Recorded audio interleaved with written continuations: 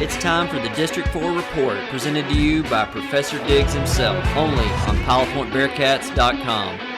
Class begins now. I'm still surprised our friends in Pilot Point have music for me after what I said about everything last week. This is Matt Diggs, the Professor Matt Diggs, with the District 4 3A Report. And this week could be, mathematically, the last week of previewing the District 4 3A report. I'll probably push for at least one more after all the 4 3A teams are eliminated, just so we can say goodbye to everybody one last time. But mathematically, it's certainly possible that Jim Ned defeats Brock and that Shallowater defeats Whitesboro, and all of our 4 3A teams are gone. But today, they're not gone. In fact, half of them are still here, which is pretty good, considering the fact that we got 2 teams from 4 3A, 1 team from 3 3A, and 1 team from 1 3A. 3 3A, 1 3A, 2 for 4 3A. 4 3A, we win. That's what we do. Let's, as always, we're going to take a look at what happened last week. We'll take a look ahead, and we'll look at the region as a whole. And this week is going to be a supersized week because I've got guests. Believe it or not, folks, I have friends. My friends are going to come chat with us. We're going to talk about all the games we're not going to talk about all the games, but we'll talk about Jim Ned Brock. I think that's the main event, the WrestleMania of 3A Division 1. I think we'll get the Jim Ned perspective from Brandon McAuliffe of Big Country Preps, and we'll get the Brock perspective from Nolan Ruth, because he tells us we can't handle the Ruth. And last week, we actually had a lot of blowouts. I thought we were going to have 2 close games and 2 blowouts, and it turned out that Shallowater and Whitesboro decided to join in the Jim Ned and Brock blowout party. I had Shallowater defeating Early in a tight game by 7. Shallowater beat Early pretty handily, 43-14. The Pilot Point people didn't like the little meme I posted on Twitter about that. That Alonzo Mourning meme is just great, where you're feeling really bad and you're just looking down and you're just like angry. Then you realize at least that's not us. That is, I think, what Pilot Point did this past week, because probably Shallowater would have put it to them like Early, maybe a little worse, given that Early kind of put it to Pilot Point as well. And Whitesboro, I thought Whitesboro would beat Bushland by 10. I thought it was going to be a 2-score game. They said, hold my beer. Coach Fagan wanted that Allsups burrito. He wanted that coffee. And he wanted another gold ball in gold ball season, and he wanted a 3-score win. They won 41-21, kind of overachieving what we even thought they would. And a lot of people had Bushland as a favorite, and I was like, yeah, I think Whitesboro is the favorite. And they just took it to that next level. And again, Whitesboro is a perfect example of a team that is peaking at the right time. Jim Ned against Muleshoe, I had Jim Ned by 42. They won 49-20, and again, very regular rotation. A lot of players in. Muleshoe scoring late. That is Jim Ned football right there. They won that game 49-20. And Brock with a 54-8 win over River Road. I had Brock by 41. They ended up winning by 46. So a little bit of how things went last week.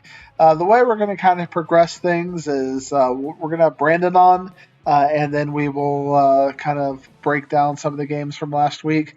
Then we'll have Nolan on, and then I will give my final predictions of what I think will happen this week here on the District 4 3A Report. We are joined here on the District 4 3A Report today by the man who puts the big country in Big Country Preps, where he serves as a writer and a photographer.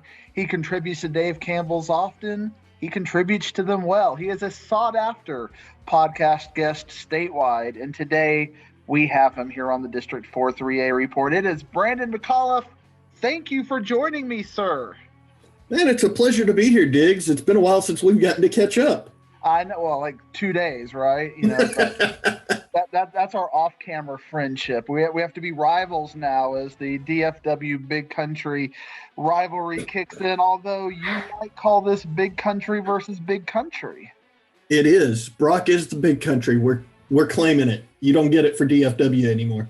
Well, that'll be a different fight. But last year, Jim Ned, and I'm going to put this in air quotes, but you can't see me, Jim Ned upset Brock 19-16 en route to their state championship. But this year, neither team has really played a competitive football game this year. I mean, we've been talking about this game for 13 weeks, just clear out the schedule, put Brock and Jim Ned third round, where we've had this on the calendar for 13 weeks. We need the Big Country lowdown. What's the case for Jim Ned winning this game this year? It's just like it's been all year and just like it was last year. You've got to stop Xavier Wishart to have a chance. He's a senior. He's put up over 2,500 yards this year. Most of it's been on the ground, but he is a threat in every sense of the game, and it's a matter of how can Brock stop him. Right.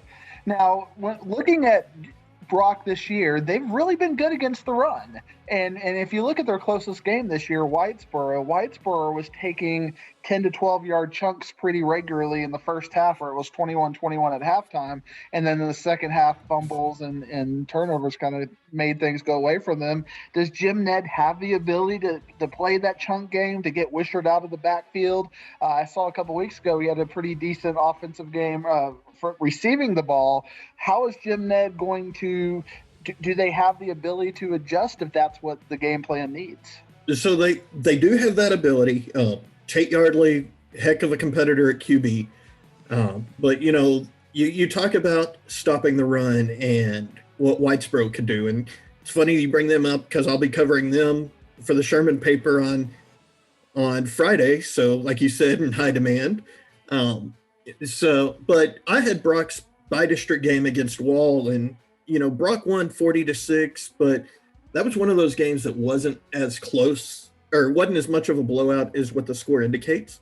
But Brock did a great job of shutting down the Wall's vaunted triple option attack. And so for Jim Ned, knowing that they like to keep Wishart between the tackles, it's going to be a matter of, can they get him outside? Can he turn on the jets? I know last week in the area round against Muleshoe, the Indians defense came up with a big goal line stand at the line of the Mules, and I think it was a one possession game at the time. And very next play, Wishart got free, hit the gas, and took off on a 99-yard touchdown run.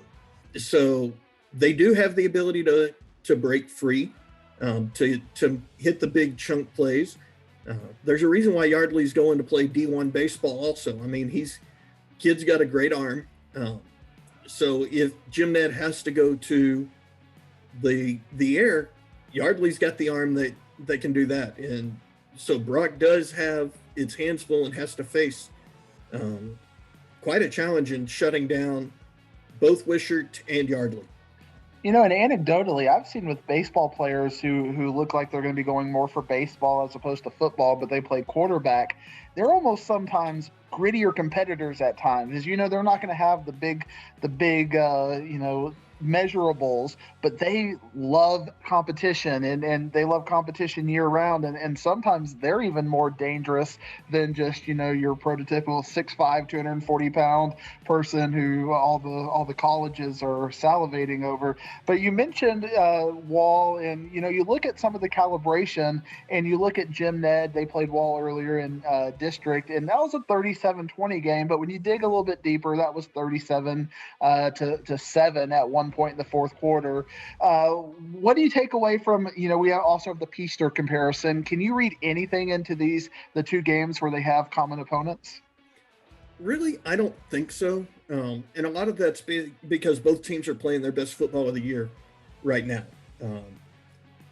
For one, with Coach Fanning, he's not one to try and pile on the points. If he's got a game in hand, he's going to get as many backups in as he possibly can. And I think that's why we're seeing Jim Ned put together a sustained run, and why they were able to win the title last year, is because when they had games in hand, they were able to get backups in. Well, those backups are now, aside from Wishart, Palmer, and Yardley, those backups are the guys carrying the load. And so they've got that experience, and I think that's very beneficial. Whereas seeing Brock against Wall, Brock kept their starters in, I want to say, all night. And, Nathan Jones is a heck of a tight end. Dude can make plays and on the ball and things of that nature. But, for me, I'm still undecided as to who I'm going to pick in this game.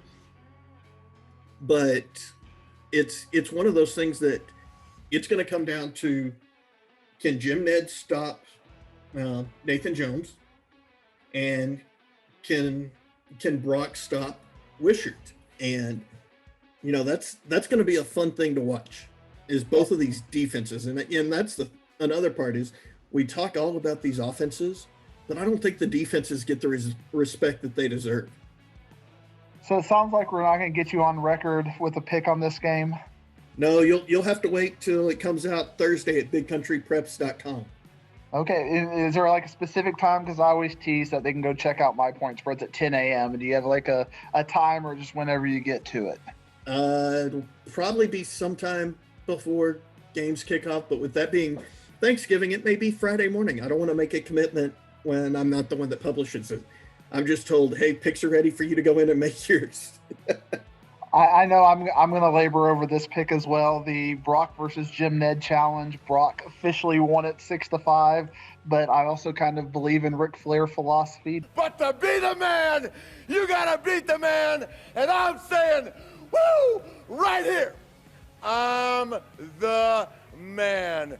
And currently Jim Ned is the man. And, Brock has struggled in places at times.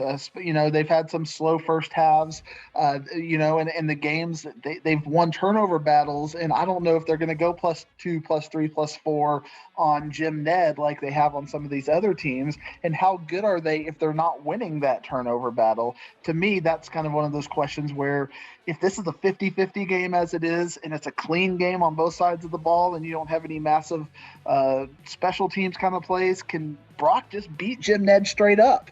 And I don't know. And it sounds like you don't know either. Well, and here's the other part of that. Tate Yardley has thrown 4 interceptions this year, and Jim Ned has only lost 5 fumbles. So you've got a team that can protect the ball. They can do what the game dictates and what the game calls for. So if you want a prediction, I'll say this. If it's low scoring, Jim Ned wins. For Brock to have a shot, the Eagles are going to have to get into a track meet. And we saw last year with that 1916 game, they did not succeed last year. So one might wonder, what are they going to do different this year? New coaching staff, new philosophy in some ways. So it'll be interesting. You can go check out Brendan's picks officially sometime between Thursday and Friday. You can sit there like a meme and refresh repeatedly. And sometime before Friday, you'll probably be able to see it. Go check that out. bigcountrypreps.com. I appreciate you. I know you took time out of your busy schedule to come talk with us. So thank you very much. We appreciate you. Hey, I appreciate you having me on. Moving on in the District 4 3A report, we'll kind of look at the games last week and kind of get moving to what we think this week. Obviously think Brandon, and we'll thank him about 5 times because these are big names in high school football and the high school football Texas Media Mafia, and I really appreciate especially on Thanksgiving week, corralling both of them for the District 4 3A report. But let's start looking at the games last week, the statistics, the Amarillo River Road Brock game. Again, this was a game that Amarillo River Road didn't score until the fourth quarter. Again, another game where Brock is averaging 10 yards a run, 10 yards a play. It is just the Cutter Wilson show. 25 carries for 254 yards and 4 touchdowns. Nathan Jones with a pretty big game, 5 receptions, 118 yards and 2 touchdowns. And Brock just flat out did what Brock does. Tyler Moody had I guess there were some deep balls, and they didn't get everything they wanted to get. 8 for 18, 170 yards, but 2 touchdowns. But obviously that incompletion rate, a little troubling. But obviously when you have Cutter Wilson and then Brett Tutter coming in for cleanup duty in the second half, 6 carries for 124 yards and 2 touchdowns. It was all Brock, and Nathan Jones was the big receiver. Eli Potts had he only caught 1 ball for 35 yards, but it seems like when Nathan Jones has a good game, Eli can step back, and Eli will step up, and Nathan can step back, and that's just kind of the way that Brock plays that game. And defensively, they pretty much shut down Amarillo River Road completely. Dylan Fry for Amarillo River Road had 18 carries for 91 yards in that game. And just passing, they just couldn't get any completion benefit going. Elliott Brown ran the ball also for Amarillo River Road, 15 for 85 and a touchdown. Just total domination from our friends at Brock, defeating Amarillo River Road this week. 54-8. The Jim Ned Mule Shoe game was pretty close at half, 21-14. Jim Ned winning at halftime, but they poured it on in the second half. Mule Shoe played almost a perfect game in the first half, but could not contain it for 48 minutes. Tate Yardley, 7 for 15, 113 yards. And to match Cutter Wilson's big number, Xavier Wishart, 35 carries, 327 yards, including a 99-yard touchdown. 5 touchdowns for Xavier Wishart on the night. Just an absolute dominant performance from Jim Ned this past week, getting things together in that second half, winning that game 49-20. But again, it was a 21-14 game at half. Mule Shoe definitely came out, played hard, pushed Jim Ned, kind of reminiscent of that Whitesboro Brock game that was 21-21 at half, before Brock ended up pulling away. Bushland versus Whitesboro. Whitesboro with another big win. Just continuing to find success every week. Mac Harper is really finding himself in the second half of the season. 13 for 25, 254 yards, 2 touchdowns. Also ran the ball 18 times for 101 yards and 3 touchdowns. Asher Contreras, very gritty, 12 for 27 yards. Didn't hit any big chunks, but was able to get move the ball on 3rd and short. Very tough yardage against a very talented Bushland defense.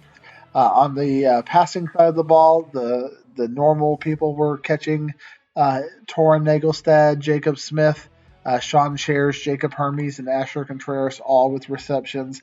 Nagelstad led the way with 88 yards over 5 receptions and a touchdown. So Bushland the Falcons could not keep up with the Bearcats this week. Whitesboro wins that game 41-21. And then Shallowater versus Early. It was 43-0 at the end of the third quarter. I mean, Shallowater just completely had their way with Early, dominating on both sides of the ball. Early with a couple of late touchdowns to make it the margin look a little less bad. But again, this was an Early team that pretty much had their way with Pilot Point earlier in the year. So this is a chance for we talked about that Pilot Point versus Whitesboro game that Whitesboro blew that second half lead, ended up losing in double overtime. This will be their chance to right the wrong, since Shallowater beat Early beat Pilot Point beat Whitesboro. Whitesboro can end that chain by defeating Shallowater this upcoming week.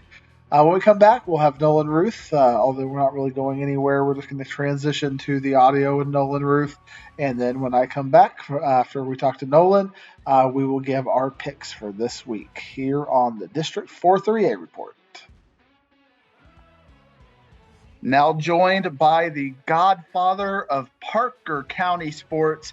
He contributes and writes for the community news in Aledo. In fact, he went and saw Brock last week. He's got the podcast with Nolan and company. You can't handle the Ruth, and we don't know if we can handle him today. He is Nolan Ruth. How are you doing, sir? I'm doing all right. Thanks for having me back on. What an introduction. That's going to be hard to top on any other show I go on. Well, the District 4 3A report, we've been building this matchup. We even talked about it last time you were on, like 6 weeks ago when we were really getting to highlight Peaster, another Parker County team. And now we are highlighting the Parker County team. Well, maybe the Parker County team a little further west, the Brock. What are you thinking about this game? Well, I think it's going to be an interesting matchup, probably even more so than it was last year. Seeing Brock, this is not going to be the same team that Jim Ned saw last year, or that I think they're expecting to see. Billy Mathis has come in. He's completely changed the way that the Eagles do things and scheme. And I don't think Jim Ned is prepared for what they're going to see with Brock. I think they're going to be looking more for what they saw last year, and this is a completely different Brock team, and I think a much, much better Brock team than last year. What about this team, do you think? Do you think it's just the scheme and the multiplicity of the offensive side of the ball, or do you think this team has got better talent? What kind of factors are you assessing to that? The talent on is uncanny. I guess that's not the best word for it, but it's ridiculous. The talent on this team is utterly ridiculous. But that's not what it is. In my opinion, the biggest thing that Brock has done that has led to this point, and that I think is going to put them over the edge here against Jim Ned this week, is the depth that Billy Mathis has created in that program. In 3A, you don't have a lot of guys on the bench that you can throw in at any given time. Well, Brock does. Brock has a very large roster for a 3A school, but Billy Mathis is so good at putting guys in and out, taking them in and out, rotating guys in, no matter what the score is, no matter how early or late in the game, and he creates that depth by doing that. He's getting the experience to these players, so he has his starters. Really no backup. He can put anyone anywhere at any time. And I think that's what's going to push it over the edge, because it creates so much more ability to make plays or get plays from people that you normally wouldn't hear about. Good example, Jet Jones, the junior defensive back, was rotated in at safety and came up with an interception in the second half when he'd been playing mostly offense the entire day. At corner or safety until that drive. So it's just, and he's not a name that's focused on as much as, Cutter Wilson or Nathan Jones. So you're going to get plays from everybody in all aspects of the game from these Brock Eagles. And that I think is the difference maker. Looking at last year's game, it was 19-16, Jim Ned. Do you think this game is going to trend to a slugfest like that, low scoring, both teams under 21, 28 points? Or do you think this is going to trend to maybe a shootout?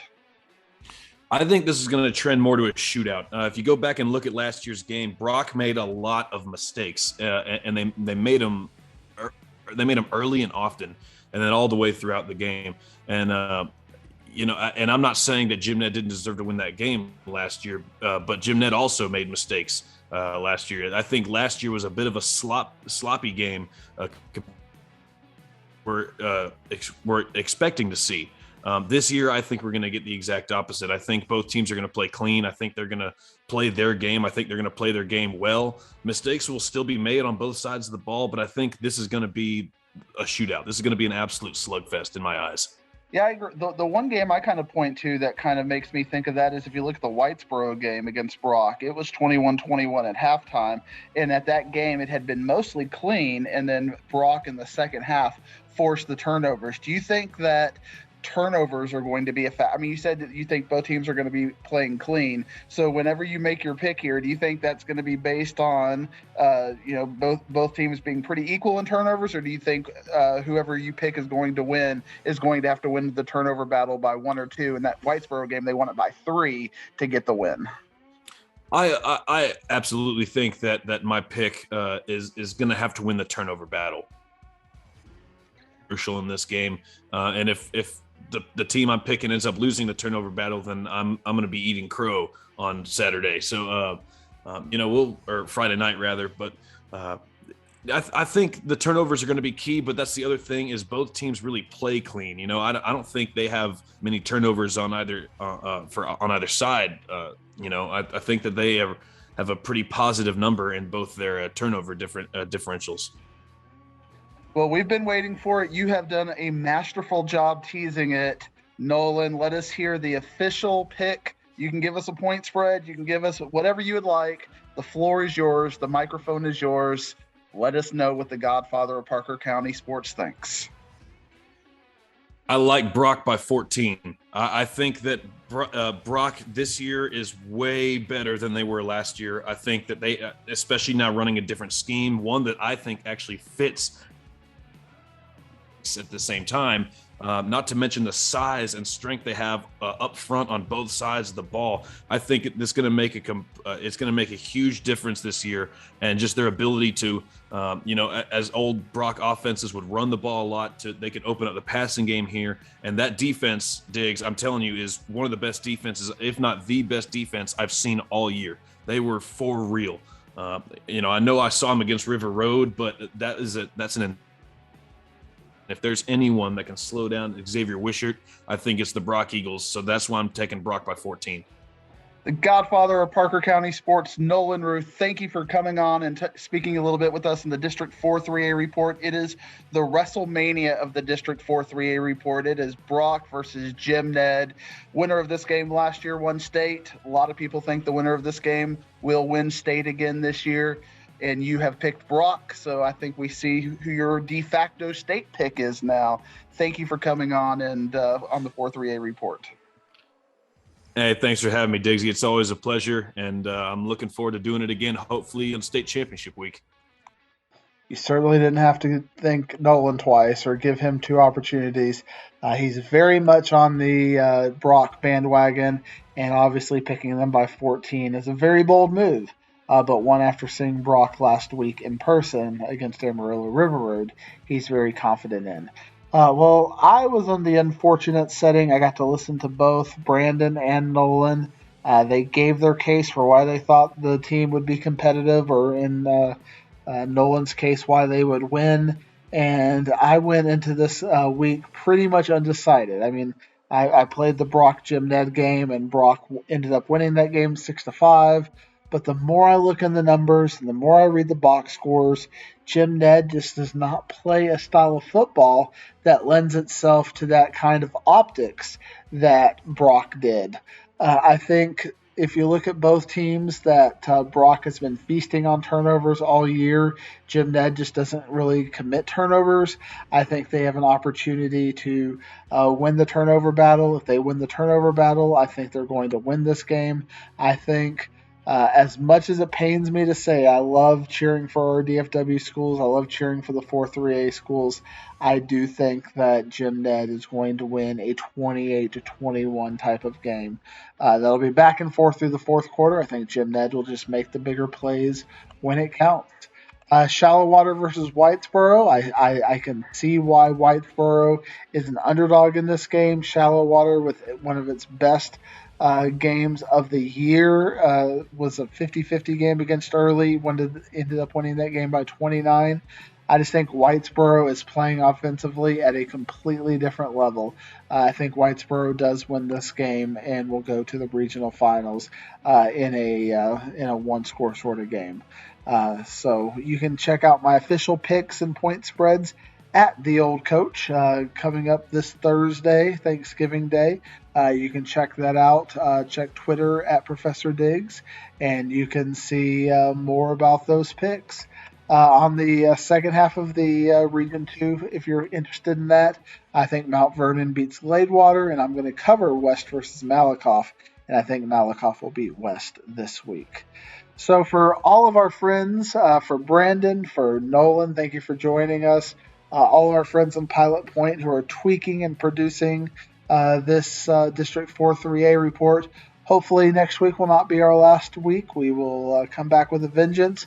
But we do need Brock or Whitesboro to win this week to continue the good vibes on through the Christmas time. Happy Thanksgiving very much. I have strong gratitude for all of you who listen week in and week out to the District 4-3A report. I am the professor, Matt Diggs. We will see you next week on the 4-3A report.